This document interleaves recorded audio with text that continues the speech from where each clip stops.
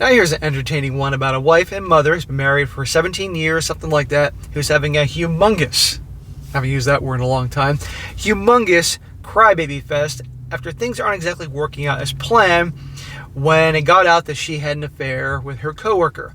Things aren't going as planned with her husband, because this husband of hers, as you're going to see, was the most loving, kind, supportive, amazing, blah, blah, blah. She'll describe a husband. But guess what? Things aren't exactly working out for her in a way she expected. And now she wants all this pity on Reddit, and which she is not getting. And again, goes to show you guys, you can be married for all these years, and this stuff can still happen. You can treat your gal well, try to be the model husband and father, and still get treated like this. And, well, she's not getting treated too great anymore. Title: I, a 39-year-old female, cheat on my husband, a 41-year-old male. What should I do to get him back? You're not going to get him back, honey. As the publication says, I cheat on my husband with a coworker, but I must give you more context about my current situation. My affair began in mid-2019 and was discovered in the first days of January 2020. So, 6 months of her getting piped down by the coworker. Talk about a stereotype. And by the way, this is a recent post, but she's just reflecting on how bad things have been for her for the last 3 years. I've been married to my husband for more than 17 years. We were high school sweethearts who everyone, without exception, knew would end up together. At my therapist's suggestion, he told me to vent without holding anything back.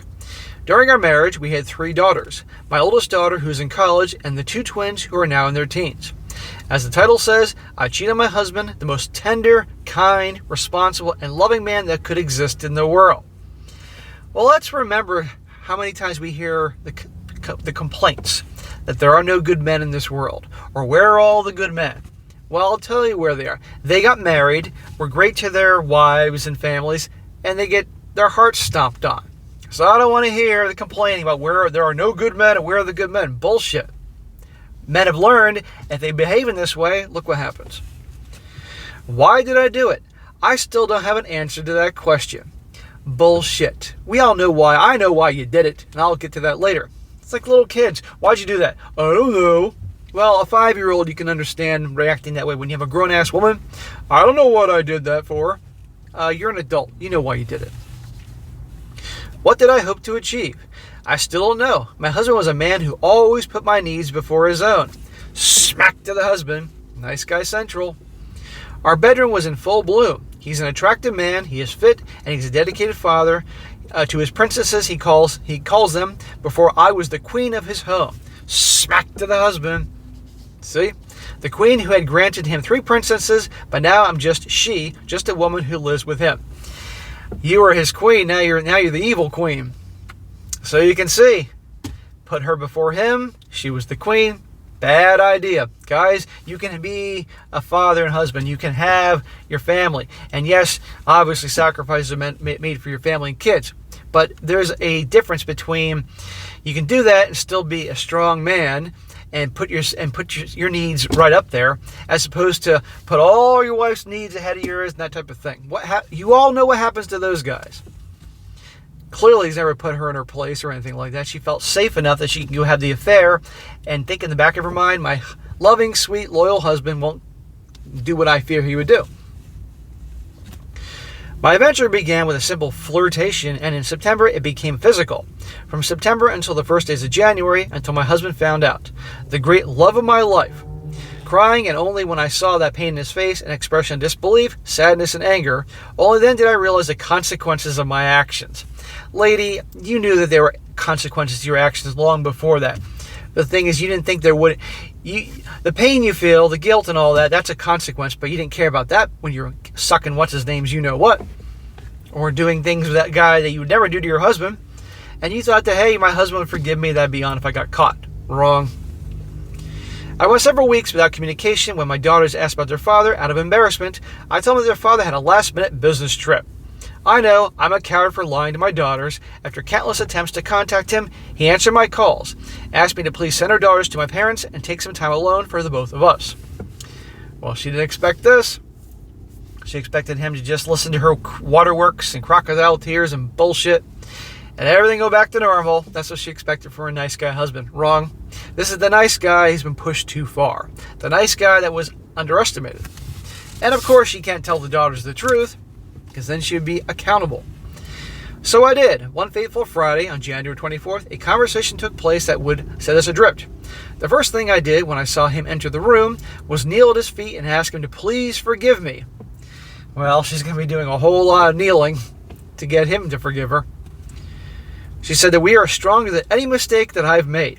I begged him, humiliate me, anything, so he could see past my actions. The only response to my pleas was, you shouldn't humiliate yourself. There was no further response, and it helped me compose myself. We talked about our relationship. I'm picturing her down on her knees and the waterworks and carrying on.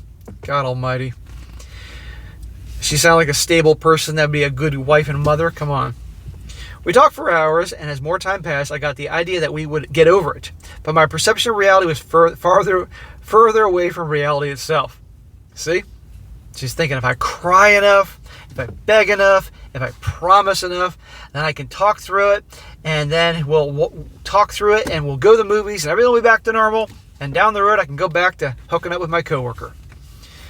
He told me that during the time separated, I was actively looking for a divorce lawyer, and everyone I consulted gave me the same answer.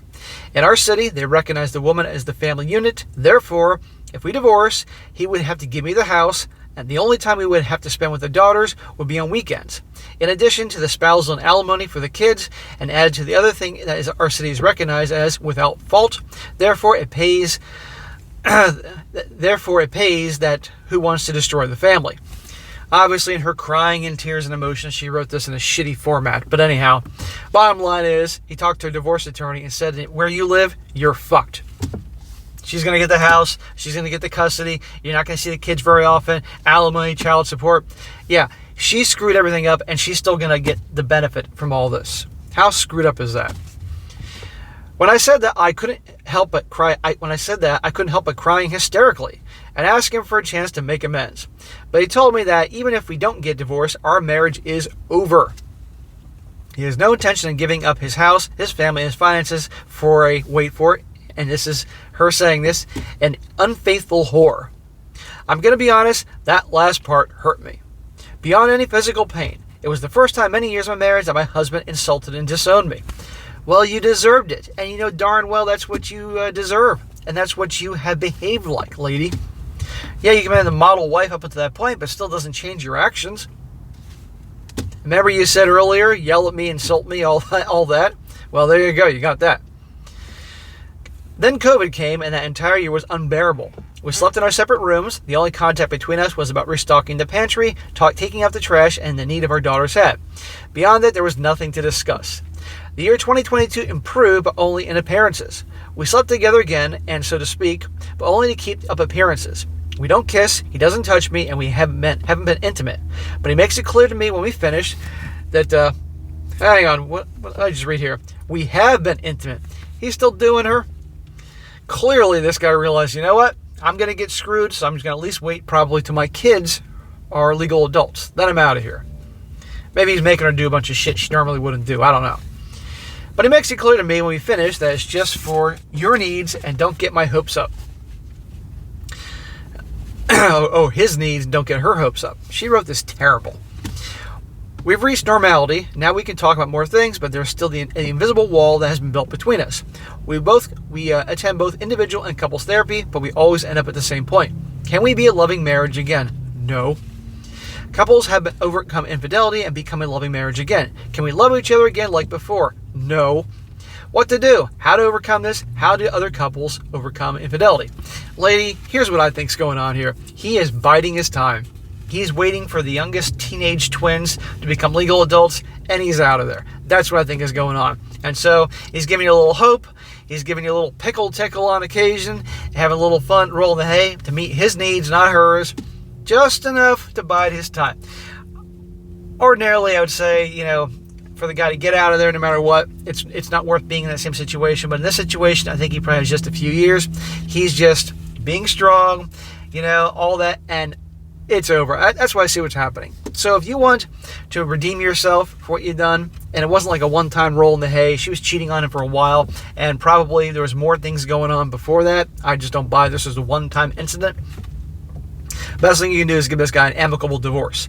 I mean, really, you sell the house, split the things down the middle, and go from there. But I think he's just waiting for this kids to be graduated and legal adults out of the house, if you will, and then he's out of it, because then at least he's not doing the child support anymore, hopefully, and can go from there. But you can't stay married to someone like this. But do you see how you can read between the lines there. She thought in the end of the day, and it doesn't say how he found out, that he would always be there. No matter what, he'd always be there, or at the least he would forgive her, and after her crying and carrying on, they'll go back to normal. No, it doesn't work that way. And I say, good for him. He's out of it. I wouldn't want to stay there either, and I can see definitely issues there, but I can also see why he doesn't want to get hammered with the child support, and he wants to see his kids in the teenage years, because teenage girls, it's already crazy enough for them. They need their father there, and not have her control the narrative and say, Daddy left us, and those girls end up having daddy issues and all that. So I wish him the best. But anyhow, this is a perfect example, guys. The whole waterworks thing, and I might add, this goes to show why so many guys just simply are not getting married. They hear these stories and realize, I can be married 20 years, do everything right, and look what happens to me. Because she said he was this great, amazing husband. And back to the old complaints of, where are the good men?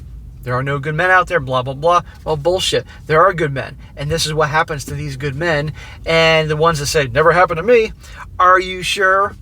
There's a question. And I think she did this because he was too good to her. She was bored, wanted the excitement. He sure as hell doesn't give her the butterflies. And this is what you get. The coworker, her job husband, whatever they call him, he gave her the butterflies. And she always thought in the back of her mind, no matter what happens, I'll still have hubby and he'll fall for my bullshit tears. I'll go back to normal.